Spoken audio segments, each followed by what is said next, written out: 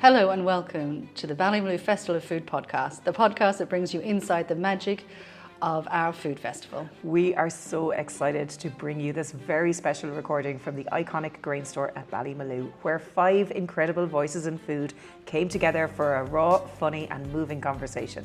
You're about to hear Rachel Allen, Clodagh McKenna, Antony Worrall Thompson, Shivi Ramoutar and Matt Tebbutt share the stories behind their culinary journeys, the twists, the turns, the triumphs and even the tattoos and tap dancing.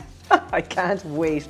This is a conversation that's full of heart and hilarity, from Clodagh's first days at Ballymaloe and her Irish dancing roots, yes that's true, to Shivi's journey from law to Caribbean comfort food, and to Anthony's wild ride through 50 years in the kitchen, and some pretty unexpected career highlights.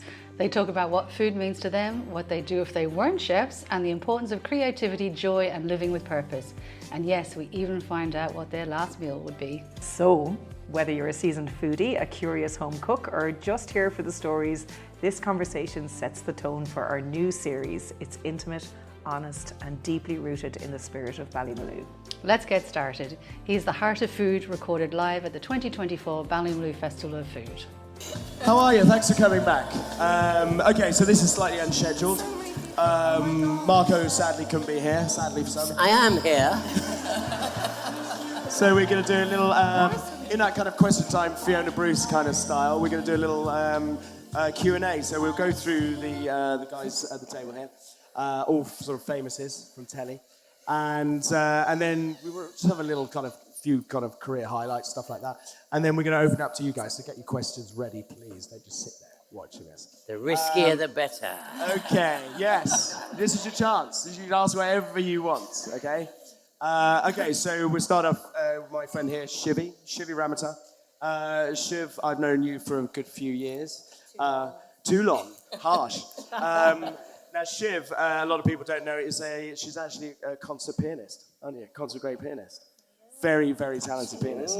And singer. How did you get into food? I was a lawyer, and I didn't know that. I was a lawyer. Really? Yeah, Really? I did capital markets law. Oh, that sounds fun. No, it wasn't at all. So whilst I was doing that, I set up a supper club with a friend. You know, back in trendy Shoreditch in a crypt. And then I was made redundant because I wasn't very good at law. Okay. Yeah. Okay. And then food became a comfort. Food became something that I spent my teens running away, particularly from Caribbean food, which is smelly. So we'd go to school and we'd have these boxes of, tiffin boxes, and I'd open it and just these big wafts of stinky smells would come out. And all I wanted was a ham and cheese sandwich and hula hoops and a wagon wheel. Right. And as you know how it is, you always rebel what you've grown up with. And then when I was made redundant and I needed comfort, I turned to the food that I used to hate. And that was it. The food you used to hate? I used to hate Caribbean food. Okay. Well, you're making a living Because out I of it. was in school in the middle of England. In that village, we were the only non-white family who moved in. Right. And when we used to go into school, I have all these people would flock around to see, what did Shivi bring in today? What can we tease her about this time? So, are you okay there? Am I boring you? I've actually got some questions on my phone. Anyway, that's the story. There you go. Okay, so Shivi, before we sort of open up, we go to the rest of the guys. What's your party piece? What do you mean? What's your thing? What do you do? I do knee slides when I'm drunk. What do you do? I get my tap shoes on and I tap the hell out of that floor. Can you tap? I'm a tap dancer. Really? We're going to see that later. Okay, excellent. Is that right? You tap as well? God, you're an all-rounder. She cooks, she taps, she plays the piano. You're a keeper, aren't you? What a lucky man. Right, moving on. Antony Worrall Thompson, TV ledge. Everyone. Celebrating his 50th year in food. In cooking. In cooking. Now, Antony, give us a career highlight of yours. Oh, fuck. It's not one I rate, but I won what they call the Chef's Oscar, which is the meilleur ouvrier de Grande-Bretagne. And that was meant to be French. I was a bit of a rebel, and I started a restaurant called Ménage à Trois, which, for all those who know, it actually was a relationship. We've all been there. I had 2 partners, husband and wife, and a mistress. and they were only 2 partners. Okay, you can work it out from there. And I decided cheekily to call it Ménage à Trois. But then it was just serving, our slogan was just starters and pudding, no intercourse. And so the Michel Roux's girlfriend at the time, called Robin Roux, lovely lady, she used to come there quite a lot because I designed the restaurant for ladies because it was Knightsbridge and ladies at lunch and all that. And she said to Michel, you must come to this restaurant, it's fantastic. And he said, oh, don't be silly, the man's a cowboy. And he said, no, how dare you talk about him? I've got to know him really well. Anyway, he came. I thought, oh, Jesus, there's a 3 Michelin-star chef coming. I did sea urchin stuff with sort of baked eggs in a sea urchin. I did all these crazy things, and he was wowed, and he said, you must join the Académie Culinaire de Française. And I said, I don't want to join that. I'm a cowboy, you've said that. And he said, no, you must. What I've had tonight, you're a fantastic cook. So I did. And then he said, as I got you in the academy, which I didn't want to go into, he said, you have to join this competition, which is the Meilleur Ouvrier. And I was in America. I'd said, okay, I'll do it. I filled out a form, and I got a call in America. We think it might be you, but you didn't put your name on the application form. So I said, okay, it's just me. So I did it, and there was, in those days, there was 4 rounds. The first round, we had to make pasta. I never made pasta in my life. So I just looked at what everyone was doing, and I thought, I saw a picture of some parsley inside pasta. So in the parsley, I rolled it through the machine and put this blanched parsley in it, rolled it out, and when it came out, it was a fantastic pattern of parsley in the middle of the pasta. I won, that one. Okay, so next round, we had to do something gamey. I'd never worked with a pheasant in my life before. I watched what everyone else was doing. Okay, so that's fine, I won. We got through, semi-finals we got through, I can't remember what we did there. But the final, I had to do this ridiculous dish of crayfish in a dome of sole, and every time I tried to do it, it collapsed. So I thought, I've got an idea here. So I put the sole in the dome, filled it with a sort of mousse of pike. They wanted pike, and I thought, pike, mousse, is brochette. The canal de brochette is a fantastic French dish, but I hate it. So I did it with the trimmings from the sole. I made a mousse, lined that, bunged it in the freezer. Nobody else was doing that, but I bunged it in the freezer, and then put all my filling in, and then you steamed it. Mine was the only one that stayed whole. Oh, and wow. I won just by using my brain. How old were you then? I was 31. Okay. And that was a sort of culinary highlight. But when I did this final, I was with the Waterside, the Connaught, the Gavroche, and then there was an article in The Guardian by a guy called Drew, and he said, they've done so well, and then it's fantastic, highlight of the cooking career. And look at Antony Worrall Thompson. Well, he's done so well for such a little fellow. And I thought, fuck you! And I just went into it with these 9 competitors, hadn't got a clue how I was going to do. And I was getting in the taxi to go to this award ceremony, because even you won or lost, you went to this award ceremony. And Brian Turner said, he was my mate there, and he said, he knew I'd won, I didn't know, and he said, listen, whatever happens tonight, behave yourself. And I said, okay, Brian. How's that going for you? Anyway. Just looking at the kids in the audience. Gary Rhodes was in there as well, and we were the last 2. We played snooker the night before till 3 a.m, before the competition, before we had to cook, because we didn't think we had a chance against all these people. He didn't, I did. But bless him. But halfway through the meal, I was drinking red wine, and some waiter knocked it. It went all the way down my black tie. And I went to the loo, and Brian Turner looked at me and said, what the... Anyway, I won't go there. He said, quick, you change shirts. I said, what? Why should I change shirts? Because he knew I'd won, I didn't know I wouldn't. Oh, my God. And I changed into his shirt, which was like a marquee. Anyway, we went up, and because I was alphabetical, it was done. The guy from the Waterside won, the guy from the Connaught won, and then there was me, little old Antony Worrall Thompson, who won. And I got up, and I remember the most embarrassing thing I did in my life. I just went like that to whole audience because everyone didn't believe I had a cat-telling chance. So I suppose that was the sort of highlight. Wow. I mean, that was a whole lot more than I was expecting. He's a renegade. Yeah, anyway, there you go. That was a very good answer. I love that. Clodagh, how do we follow that? Now, Clodagh, we were just saying that. How do we follow that? I mean, really, wind him up and watch him go. This is great. I love it. It makes my life easy. Now, Clodagh, you started your career here, didn't you, at Ballymaloe? I did. We were trying to work it out yesterday. We were trying to relive it actually last night. I saw the dancing. I started off my career here when I was about 24, I think 23, 24, wasn't it? So about I'm now 49, so whatever the math is, 26 years ago. So that was a long time ago, and it was an amazing moment in my life. It was. And by the way, it's so wonderful as a quirk woman to be sitting here. Like, I genuinely feel quite emotional. You know, I always feel incredibly grateful all the time. My husband knows that. I do like a grateful thing every morning. Like, I feel incredibly grateful, and I feel incredibly proud of myself that I'm here amongst all these amazing people, and Rachel, and who's such an amazing person in my life. So I just feel very, very good right now. So thank you for that first. Okay, so then on to Ballymaloe.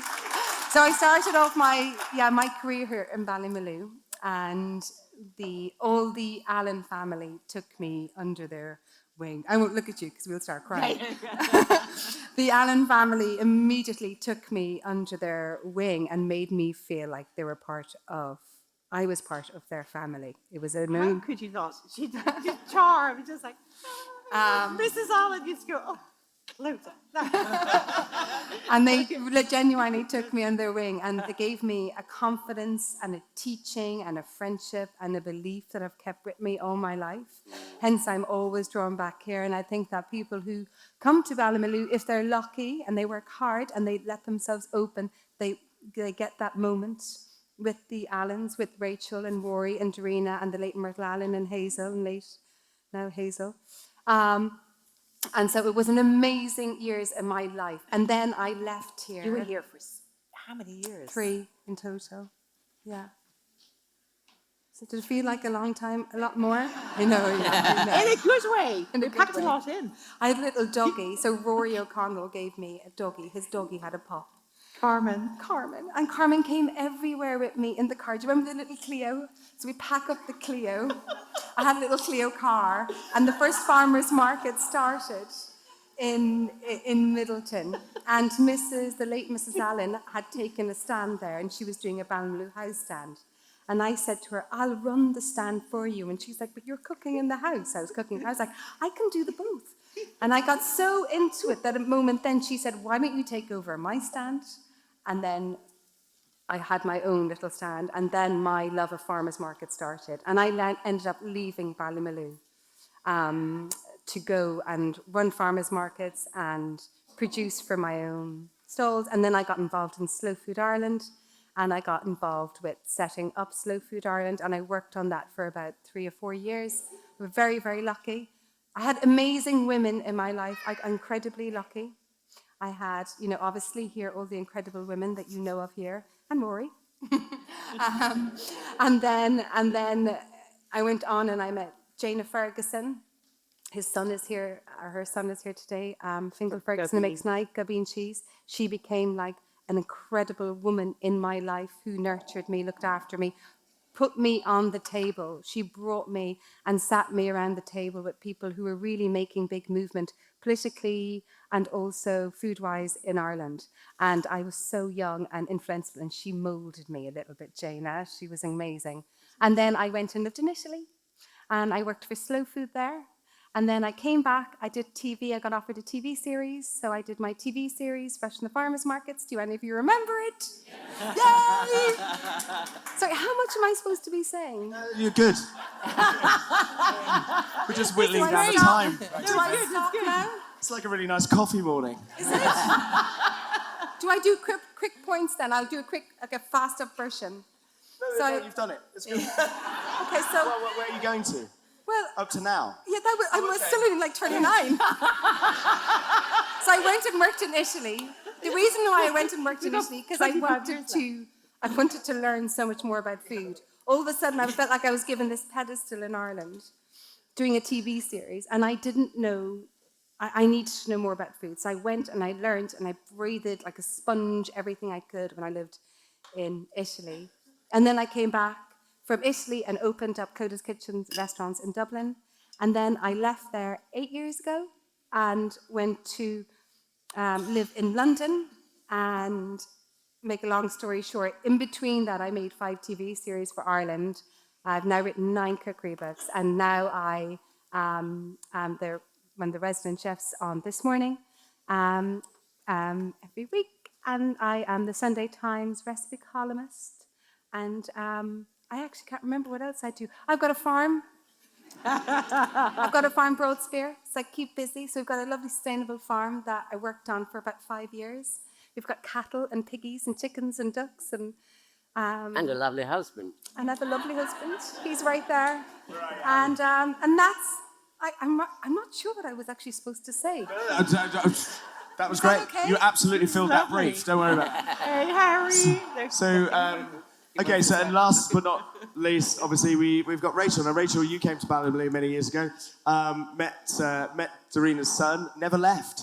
That's it. You did actually, didn't you? I did. And then you came back. I went traveling for a little bit, but I came when I was 18, January 1990, to do the cookery course, the 3-month course. I think my parents didn't really know what to do with me. I always thought when I was in school, what's wrong with me? All my friends wanted to do either, say, law or engineering or medicine, or they kind of knew what they wanted to do. And I would actually just go home from school and bake while I was trying to think about what I should do. It was staring at me right, in my face. And funnily enough, then at the school reunion years later, one of my friends said, well, it was obvious you were always going to cook because that's what you used to do. You used to bring in cookies and brownies, and that's exactly what Scarlett, our daughter, does now.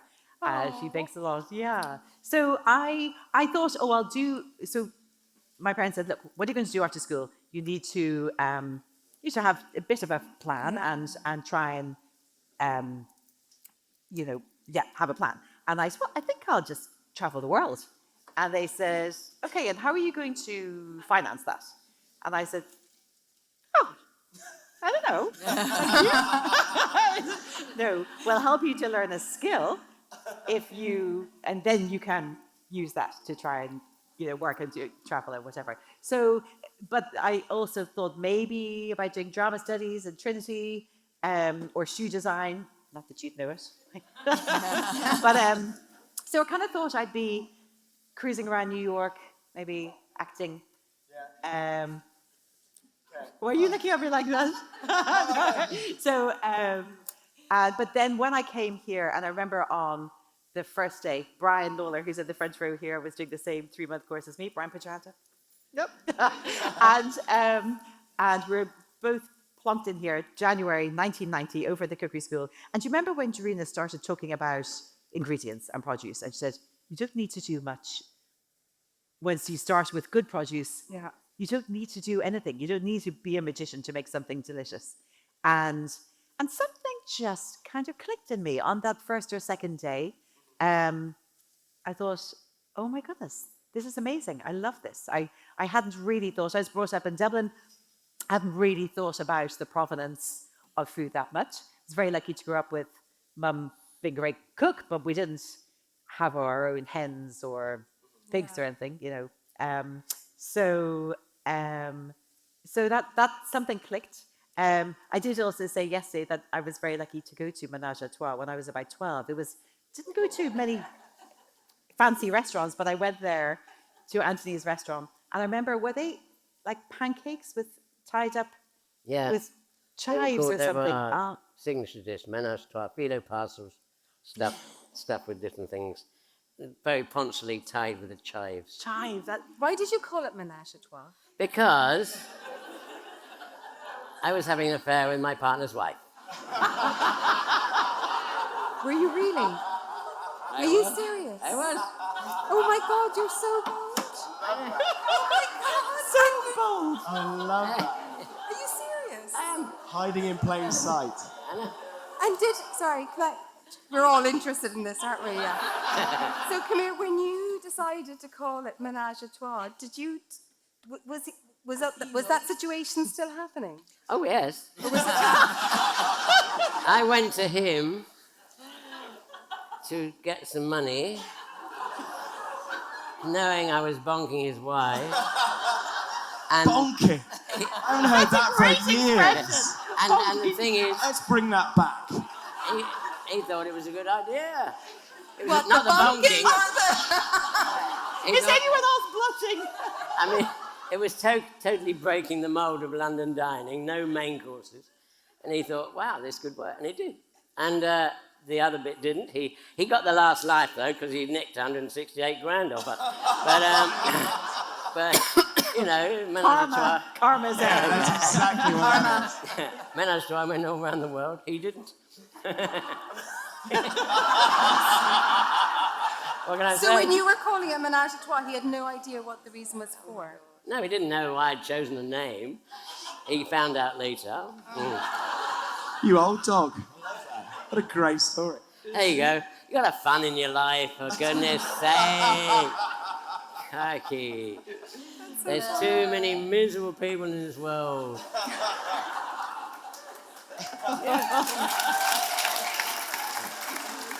Very good. Okay, let's do it. Let's do a couple of quick fires and then we'll get some questions from the audience. So, Shivi, describe your perfect day. My perfect day. Or date. Date. Oh, day. Where are we going? Very different. Describe your perfect date. Perfect. Oh gosh, no, that's a bit. That's You really want to know my perfect day? Baby. Perfect day. All right, the PG version would be beach, water, Right. Wet, balmy. Boring. No. Give us the X-rated. There are children, Anthony. Are there? What? We don't want any heart attacks. Yeah, just a lovely picnic, lovely wine, lovely outdoorsy. This is a really boring question. Matt. Okay. I'm sorry. Okay, let's move on. Rachel, what do you wish you could be better at? Beg pardon? What do you wish you could be better at? Singing. I mean, I don't I've let it heard stop you me. sing. Oh, at Bree, who's over here in green. Actually, can I just say one thing? This is Bree over here. Bree Allen, who has organised the whole festival. Bree, would you just put your hands up?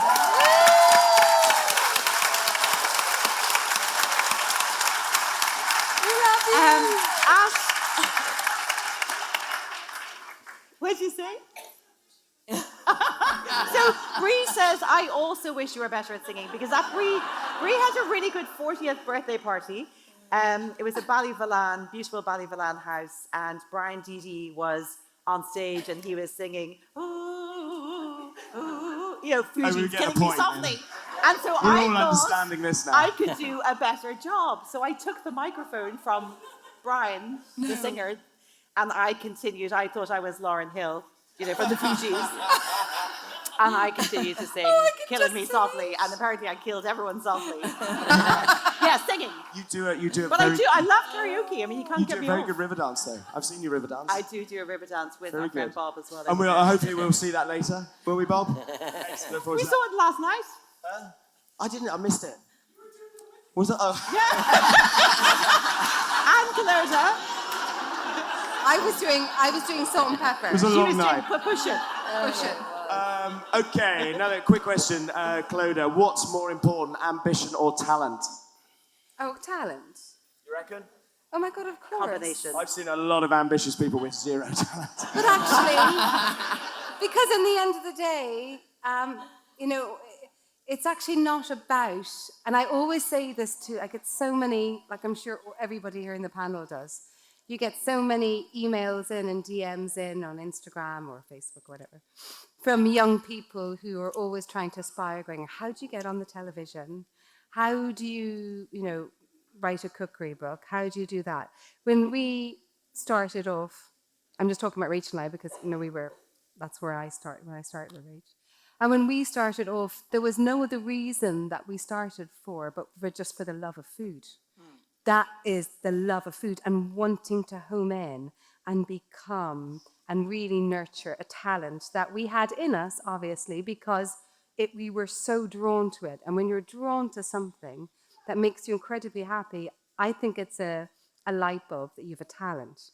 And I think if you work hard at your talent, you will be happy and successful at what you do. If you work hard at your ambition, I'm not sure you will ever be happy. So I think it's really important, talent, to find your talent and not to worry about anything Very else. philosophical here on this Saturday morning. But it's important, especially for the young generation now, because I think that there's a slight missing, I think, in the young generation at the moment, that we as our generation, I'm looking at, and you're all probably going like, I'm way younger than you, girl. Sorry if I'm offending you, but some of the people here, I think you're our generation.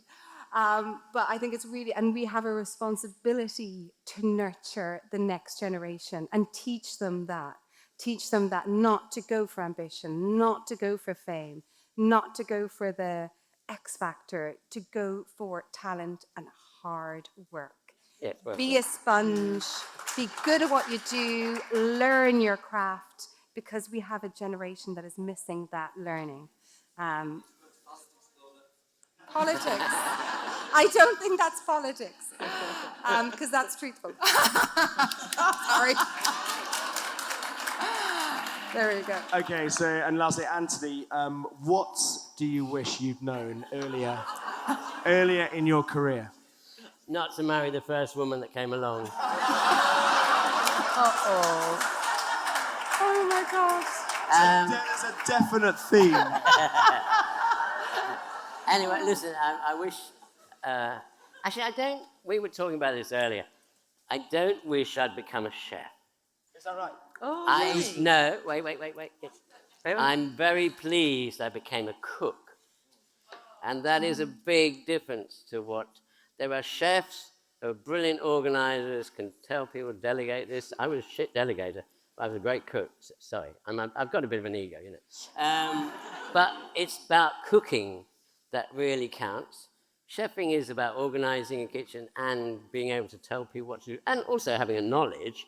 But that inner talent we were talking about is sort of, it's really hard. It can be developed, but it can't be taught. It's from the heart. It's from the heart. And I did a degree in hotel management.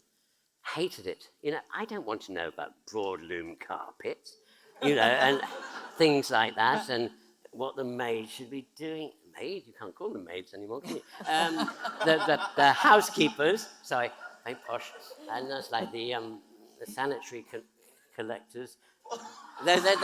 We used to call them dustbin men, didn't we? We're not allowed to call them that anymore. They are sanitary collectors or something. Anyway, listen, the thing is, it is exactly right. It's about waking up every morning and enjoying what you do. Don't work for the sake of work. I know you've got to have money, but we've got universal credit for that. So, in England anyway. But you have to get out in the morning and say, I'm going to have a good day. Not, I'm going, oh, God, it's the morning, I've got to go to work. And do you really? The world is full of boring people. Let's get a bit of excitement into the world and enjoy yourself and be passionate. And to hell with what people think. I care.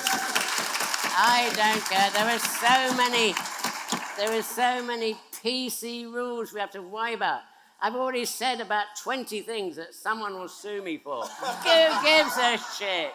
You know, the fact is, you've got to believe in yourself. If you don't believe in yourself and you don't love yourself, how are other people going to believe in you or love you? So I really believe that you really have to care about life and enjoy as much as you can every day. So that's me. Quite right. Right. This is more than I hoped for. Right, let's have some questions. Anyone got questions for anyone here? Oh, and by the way, Let's go. I love butter. I am a butter person. No, forget all that. I love butter. All these people who say, oh, you've got to have this spread and that spread. Oh, I'm sorry. No, butter! Actually, it just makes food better. Oh, brilliant. Better butter. It's the best product in the world. Yeah. Has anyone got any questions? Come on, anyone at all? Give us a question. Yes. Would you agree, all of us? Good question. Enemy? Well, I'll start that one. Because you I would have been an interior designer. I love interiors. I would have been a landscape gardener. Anything So creative. the creative side. Shit musician, can't do that. I was in the choir, Canterbury Cathedral Choir, years ago, before my balls dropped. Sorry, you probably didn't need to know that. But I was a great treble. But I think the thing is, I love creating. I love creation, whether it's house, whether it's art, whether it's gardens. That's me. I'm loving this, by the way. This is everything we should. What about you, Cliff? They'll never invite me again. No, you need your own show. Shiv, what else would you do? Going on Anthony's point, I also think an important thing to know, as you know, career-wise, you're not stuck to one career in life. I think there's such a thing about when you start out on a path, that's it. You're allowed to have different iterations of life. You know, you can have, as I have had many careers, many failed, but you're allowed to keep going at them. I think in a parallel life, I'm still songwriting, I'm still writing, so listen out on Radio 1 soon. This joke doesn't not doing anything, but yeah. Oh, what about you, Clodagh? Dancer. Yes, I would have been a dancer. Yeah. You like that? Really? Yeah. She's an amazing dancer. Oh, I saw it last night. Yeah. It's great. No, I would have been a dancer. Clodagh for Strictly. I would have been a dancer. I would have, Get that Clodagh for trending. Strictly. I mean, seriously. I would have been a dancer. I grew up in a house of dancing. And my mother, when she started out, she was a professional Irish dancer. And she danced for 3 American presidents. And so dancing was in my house. I went to lessons and classes. And then I think that growing up in the 80s, 70s, early 80s in Ireland, it was just not an option. So it wasn't an option from, I guess, the background that I grew up in. I just wasn't able to do that. But it was fine because I think I use it in different ways. So I use it as my fun time. So anytime I'm at home or whatever, I dance and sing. A lot of my friends are musicians, and in music, they gather around me. I feel part of them. I play the bowrons, I play with them. So I've kind of moved it into my life. So I don't feel like it's something that it's a regret. Ballet? No, I don't think it would have been ballet. I think Nowadays, you could have been Billy Elliot. it could have been Billy Elliot. You change, you know. We What would you have been, Rach? I think I She's guess. deflecting. I guess. Can you get cancelled by association? It's asking for a friend. What would you have been? One thing I think we need to have, Shivi and Clodagh doing some tap. I can't do it. Well, you would be able to if you put on the right shoes. You would. And what about you, Rach? What else would you have done? Something creative. Yeah. Theatre. You said theatre. Or acting. maybe acting, maybe shoe design, maybe gardens, maybe. No. I don't know. Yeah. Creative. Unfortunately, not singing. I haven't been discovered yet. She's a singer. Still waiting. Well, maybe we'll try that later. Yeah. Look forward to hearing that later. Any other questions? Me? Yes. Okay. Well, this is quite well documented. So when I was very young, I wanted to be a truck driver because I watched Convoy. Do you remember that film? And then when I grew up, and then I saw a Cocktail, and I wanted to be a barman. And then Top Gun came out. And then what? Top Gun came out. Top Gun. He wants to be a pilot. And I wanted to be a pilot. So I was going. I was learning to fly in university. I was going into the RAF, and then I had to change the tack and ended up in food. So here we are today. But I would have done something like that. Yeah. Any other questions? Come on. Yes. Key sport pagkakdopi so ano biari sa pagtag. Your is here or can I keep together? I think that's a really nice idea. She's saying she's new to Cork and loves the idea of a supper club. Yeah, I think supper clubs are really nice to get people. You could get 20, 30 people around a table. Even that, come dine with me. So are you thinking about organising your own one, or are you thinking about going to one? I think that's a really lovely idea. For ticketed, for people to tick. I think that's a brilliant idea. A lot Absolutely. of people from when they're finishing the cookery course, they'll want to dip their toe into chefing outside catering and do some supper clubs. And it's a really good way to just think, okay, would this be a fun thing I did or it a good thing? Sorry, I did it when I moved to London. So when I moved to London after Dublin, and I got a little coach house in Highbury, I think, did anybody here come to my supper club? There was a girl yesterday I met. I wonder if she popped up and she was like, "Oh, it's your supper club." Oh, she's there. Hi. Yes, so she was at my club, and when I moved there first, I was a little bit broke. I wasn't a little bit; I was broke, and I had to work out really quickly how I was going to pay for my rent and get myself back on my feet. And I thought, oh, okay, well, this is easy. I'll just do a supper club. I'll open up the house. Very 3 brave. nights a week. I did it Thursday, Friday, Saturday, quite naively. 20 people in for supper, so that at least I could do a whole batch of them, get my rent, and I'd really enjoy it because I was missing cooking for people.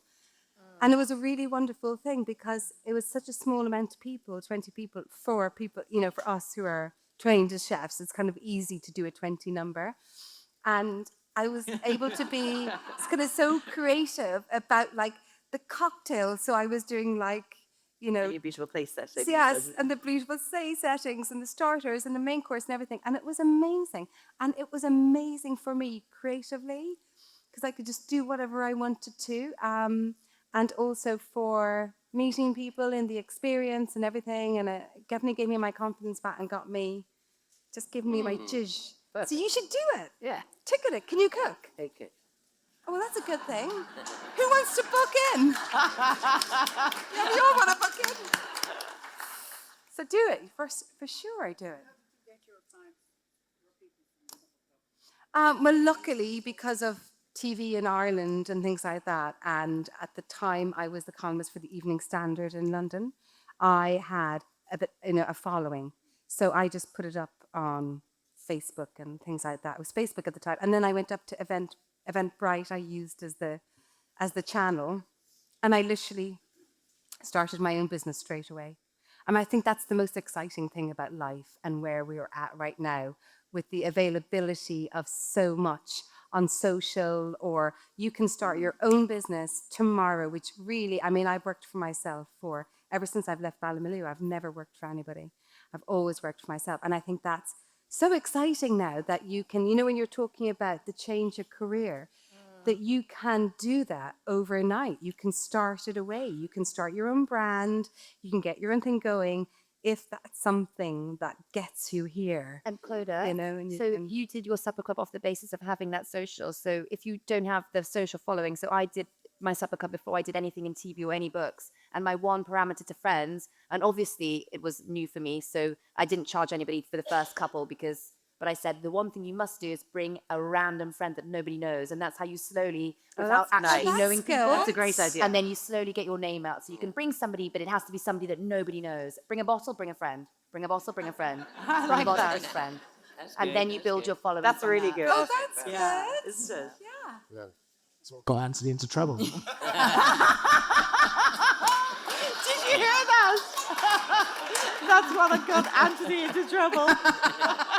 Listen, we can change our career anytime we want. Funny. I'm about to become a gynecologist.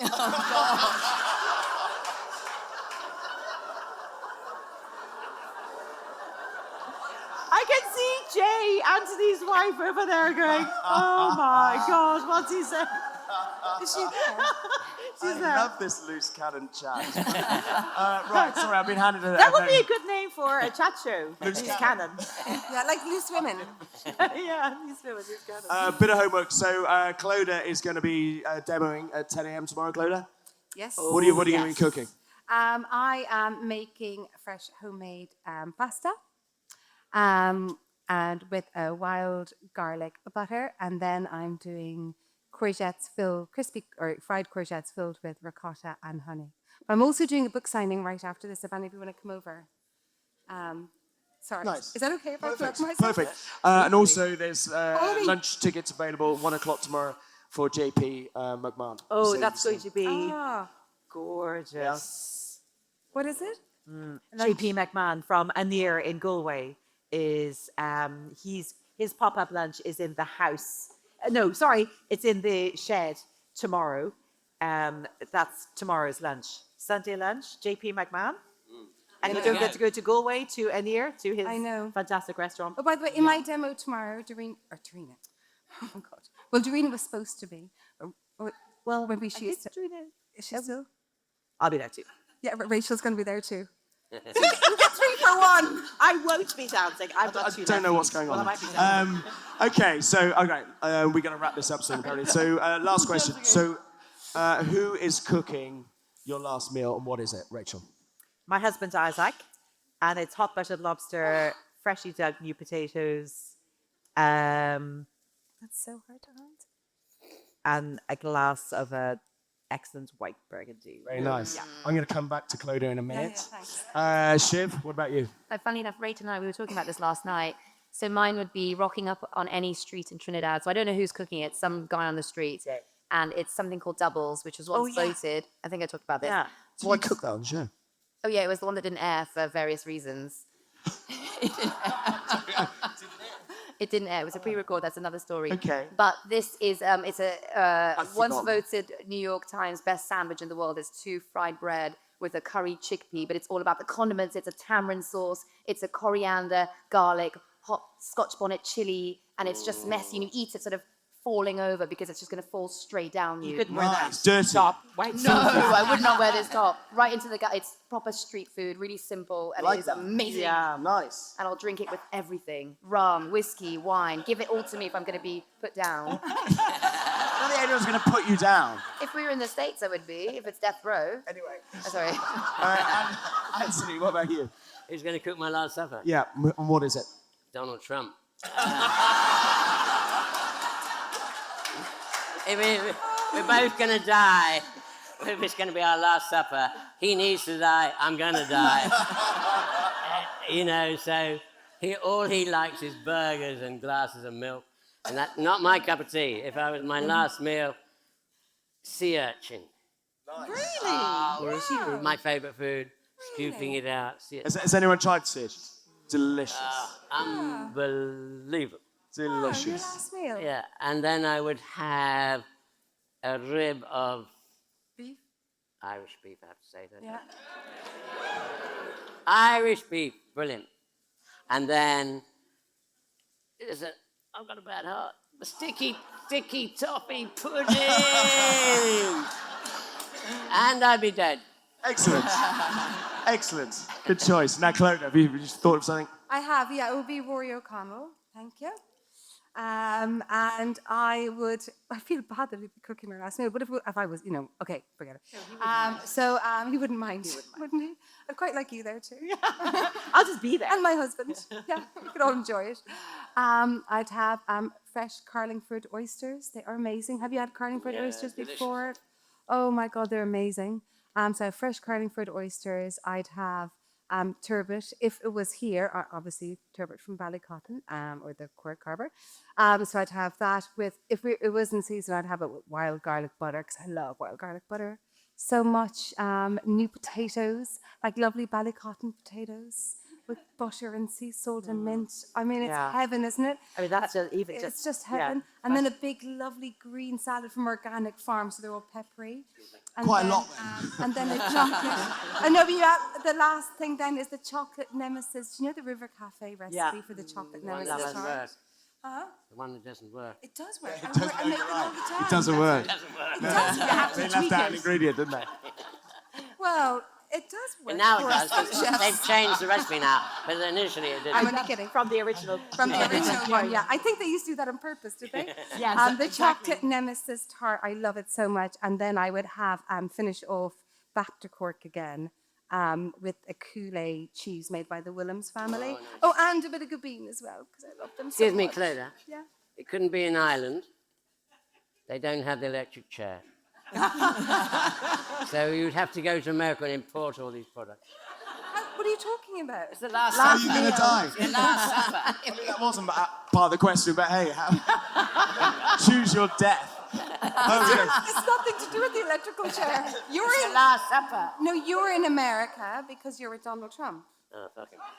Okay, there's one more question over here. That's Lisa, Matt's wife. Okay, there's a loaded question. Yes, of course I would. What would you do? What would you do? Pasta. Packet pasta from M&S. That would be my last meal. And Matt. Matt, I have a question for you. Yes. Lisa, what would you like Matt to cook you? Hang on. Oh, sorry. Sorry, go. It's all gone rogue. For your last meal, here. I was going to ask you a question, Matt. Yeah. Oh, Can I get your views on sustainable food? The future. Sorry, the loudest laugh comes from the guy in the corner who's driving a Lamborghini. Right away. Every time he revs that engine, an ice cap melts. Okay, so thank you, Anthony, for this. My thoughts on sustainable food or fun? Sustainable life. Sustainable life. I think it's going to take an awful long time, if I'm being truthful. I think we need to be concentrating on it. I think it needs to be drip fed in, and I think it's going to take an awful long time. But I think ultimately we're going to have to do it. Yeah. We have to indeed. I mean, 20 years ago, seasonal and local food was a catchphrase that was just coming around, and now it's kind of the norm for a lot of restaurants, a lot of chefs, which is obviously a huge move in the right direction. How do we change the mood from everyone wanting everything now? Strawberries in Strawberries December. at Christmas, asparagus in November, whatever. How do we change the views to getting back? It's down to supermarkets. I think it's down to supermarkets. Because supermarkets will always say it's down to the consumer. And if the supermarkets weren't stocking it, the consumer wouldn't buy it. Yeah. So just a little side note. So I disagree with that. on food, can I just hang on? Can I just say this point? So you know Peruvian asparagus.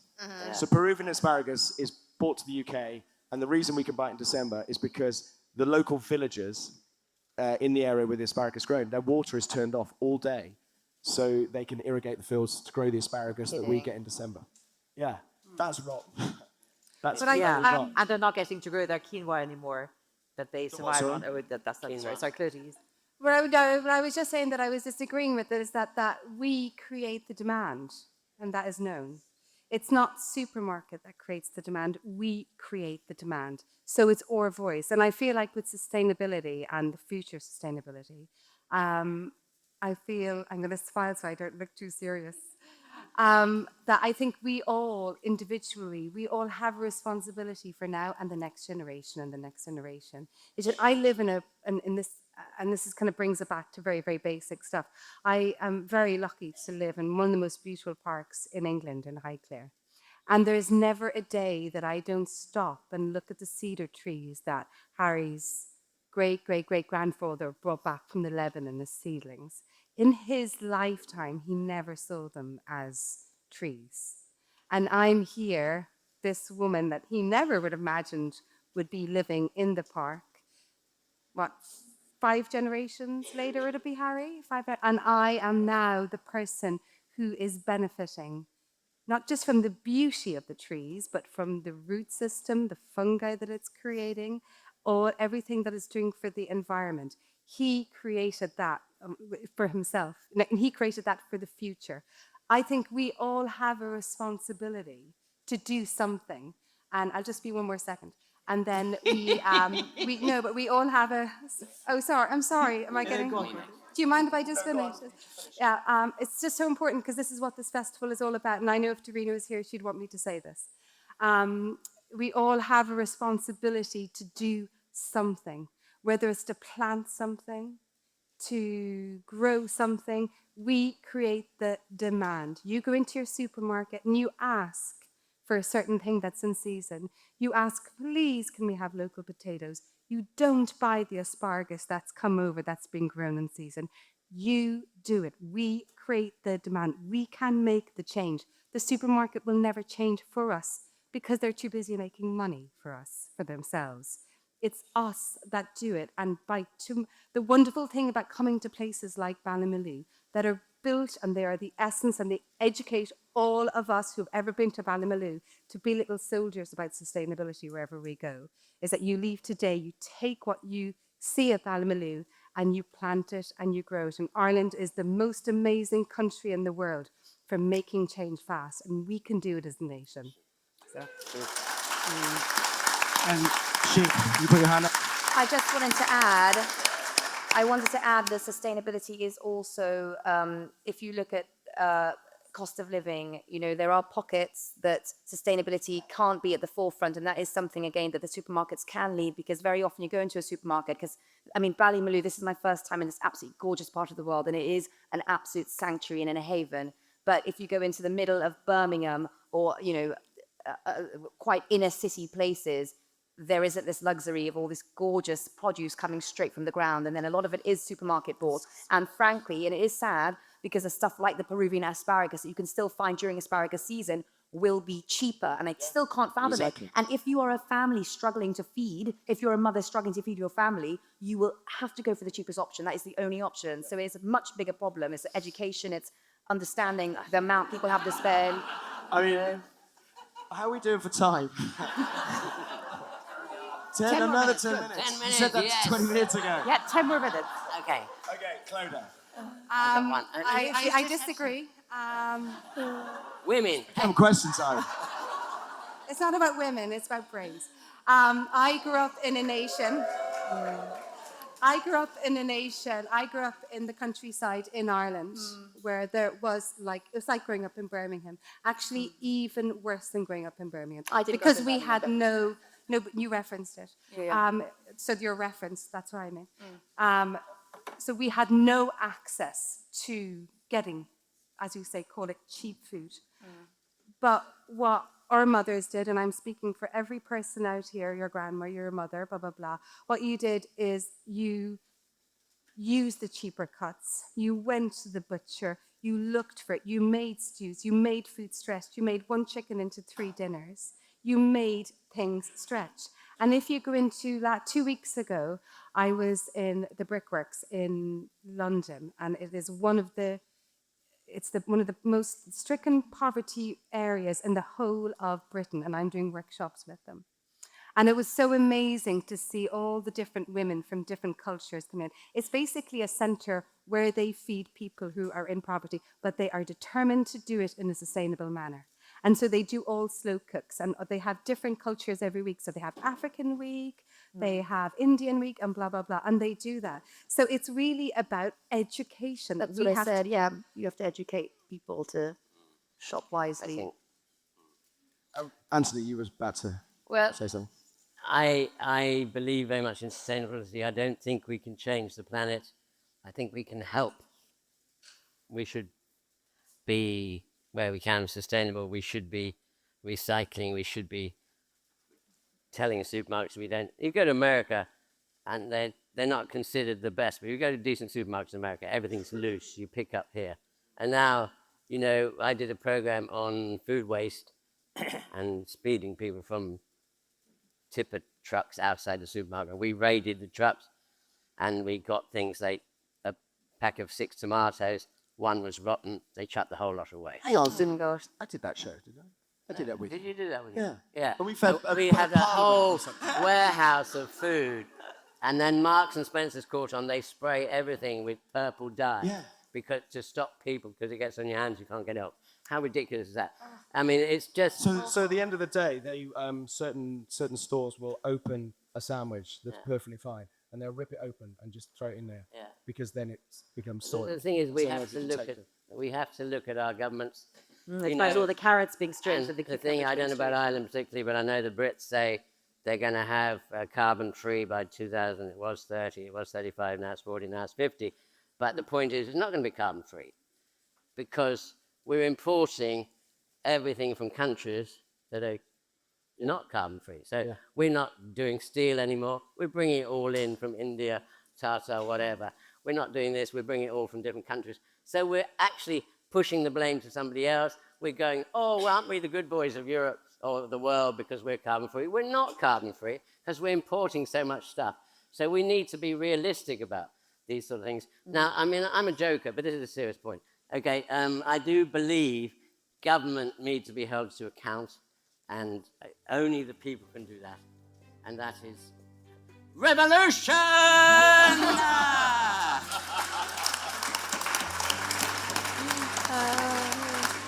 And I think that's probably a great place to call this to an end.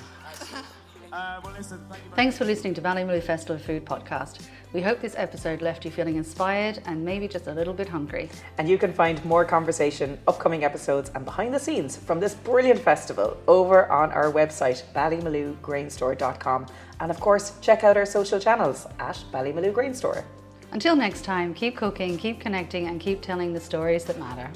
Goodbye Cheers. from Ballymaloe.